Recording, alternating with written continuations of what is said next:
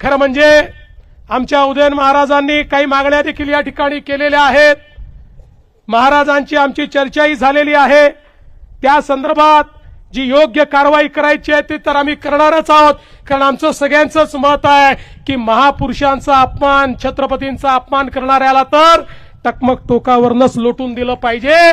पण आपण लोकशाहीमध्ये आहोत, त्यामुळे लोकशाही अनुरूप या ठिकाणी नियम तयार करण्याचं काम हे आपण निश्चितपणे करू. आणि त्यासोबत जो छत्रपतींचा प्रमाण इतिहास हा राज्य सरकारच्या वतीनं तयार केला पाहिजे. निश्चितपणे हे काम देखील आपण हातामध्ये घेऊ. आणि यासोबत आपण अत्यंत महत्वाच्या 2 मागण्या केलेल्या आहेत. सगळ्याच मागण्या महत्वाच्या आहेत. पण या ठिकाणी अरबी समुद्रातलं जे स्मारक आहे ते सुप्रीम कोर्टात अडकलं, पण आता सुप्रीम कोर्टाने ते हायकोर्टाला पाठवलंय.